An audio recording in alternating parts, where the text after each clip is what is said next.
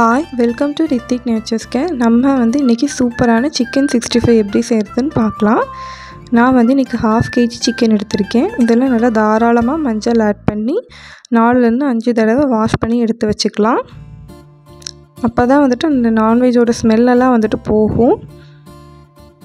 இப்போ நான் இதில் 1 ஸ்பூன் அளவுக்கு இஞ்சி பூண்டு பேஸ்ட் ஆட் பண்ணியிருக்கிறேன். நான் உரலில் இடித்து தான் ஆட் பண்ணியிருக்கிறேன்.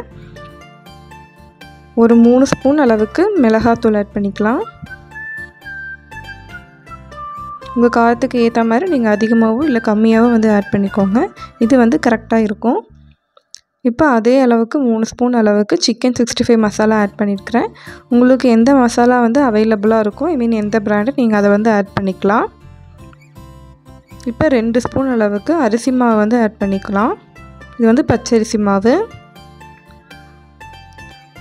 4 ஸ்பூன் அளவுக்கு கார்ன்ஃப்ளவர் மாவு ஆட் பண்ணிக்கலாம். கார்ன்ஃப்ளவர் மாவு ஆட் பண்ணும்போது இந்த மசாலாஸ்லாம் நல்லா அதில் ஒட்டி கிறிஸ்பியாக வரும். இப்போ தேவையான அளவுக்கு உப்பு ஆட் பண்ணிக்கலாம். நான் இன்றைக்கி 2 ஸ்பூன் உப்பு ஆட் பண்ணிக்கிறேன். நம்ம அதுக்கப்புறம் மசாலா மிக்ஸ் பண்ணிவிட்டு தேவைன்னா எக்ஸ்ட்ரா ஆட் பண்ணிக்கலாம். ஒரு லெமன் பிழிஞ்சு வச்சுருக்கேன். லெமன் ஜூஸ் ஆட் பண்ணிக்கலாம். அவ்வளோதான். இது எல்லாத்தையும் நம்ம மிக்ஸ் பண்ணிக்கலாம்.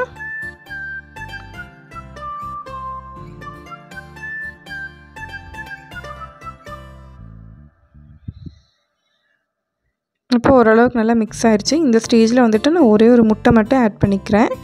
இந்த முட்டை எதுக்காக சேர்க்குறோன்னா இந்த சிக்கனுக்குள்ளார நல்லா ஜூஸியாக இருக்கும், அதுக்காக தான் சேர்க்குறோம். இப்போ இந்த முட்டையும் சேர்த்து நல்லா பிசைஞ்சு வச்சுக்கலாம். இந்த ஸ்டேஜில் நீங்கள் உப்பு செக் பண்ணிக்கோங்க. இந்த மசாலா லைட்டாக நீங்கள் டேஸ்ட் பண்ணி பார்த்தீங்கனாலே தெரியும் உப்பு கரெக்டாக இருக்கா இல்லையான்ட்டு. சப்போஸ் உங்களுக்கு உப்பு அதிகமாகிடுச்சுன்னா கடலை மாவு இல்லை கார்ன்ஃப்ளவர் மாவு இந்த மாதிரி மாவுகளை கொஞ்சம் அதிகப்படுத்திக்கிட்டிங்கன்னா உப்பு ஈக்குவல் ஆயிரும். இப்போ இது நம்ம மூடி போட்டு ஊற வச்சிடலாம்.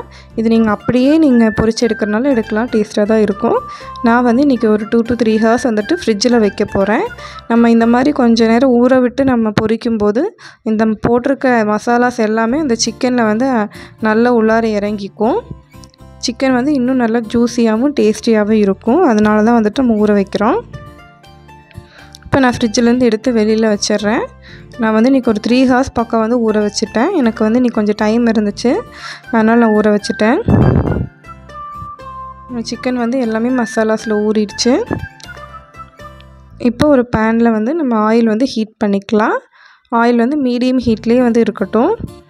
அதிகமான ஹீட் ஆயிடுச்சுன்னா சிக்கன் போட்ட உடனே ரொம்ப பொரிஞ்சிரும். பட் உள்ளார பார்த்திங்கன்னா வேகாது, அந்த டேஸ்ட் இருக்காது, மாவாக இருக்கும். அதனால் மீடியம் ஃப்ளேமில் போட்டு அடுப்பை சிம்லேயும் மீடியம் ஃப்ளேம்லேயும் மாற்றி வச்சு பொரிச்சுக்கோங்க.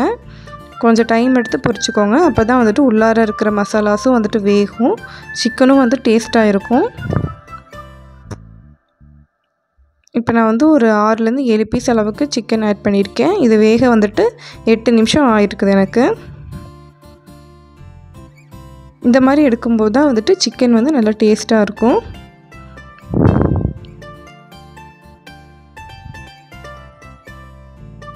இந்த ஸ்டேஜில் நான் கொஞ்சம் கருவேப்பிலை ஆட் பண்ணியிருக்கிறேன்.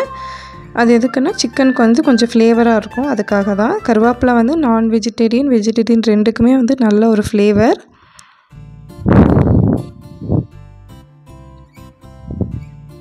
இப்போ நம்ம சிக்கன் பொரிஞ்சிருச்சு. இதை நம்ம பிளேட்க்கு ட்ரான்ஸ்ஃபர் பண்ணிக்கலாம். இதே மாதிரி அடுத்த இருக்கிற சிக்கனையும் நம்ம போட்டு பொரித்து எடுத்துக்கலாம். பாருங்கள், எந்த மசாலாஸுமே பிரியே கிடையாது. எல்லா மசாலாஸுமே சிக்கனோட நல்லா ஒட்டி வந்திருக்குது பாருங்கள். அதே மாதிரி நம்ம சிக்கன் போட்ட உடனே நம்ம கிளறக்கூடாது. ஒரு 2 நிமிஷம் விட்டுறணும். விட்டதுக்கப்புறம் தான் கிளறணும். அப்போ தான் மசாலாஸ் பிரியாமல் இருக்கும். அவ்வளோதான், சிக்கன் பொரித்து எடுத்துட்டோம். நம்மளோட சிக்கன் 65 சூப்பராக ரெடி ஆயிடுச்சு. நீங்களும் வீட்டில் ட்ரை பண்ணி பாருங்கள். ட்ரை பண்ணி பார்த்துட்டு எப்படி இருக்குன்னு எனக்கு கமெண்ட் பண்ணுங்கள். நம்ம சேனல் பிடிச்சிருந்தால் சப்ஸ்கிரைப் பண்ணிக்கோங்க. தேங்க்யூ.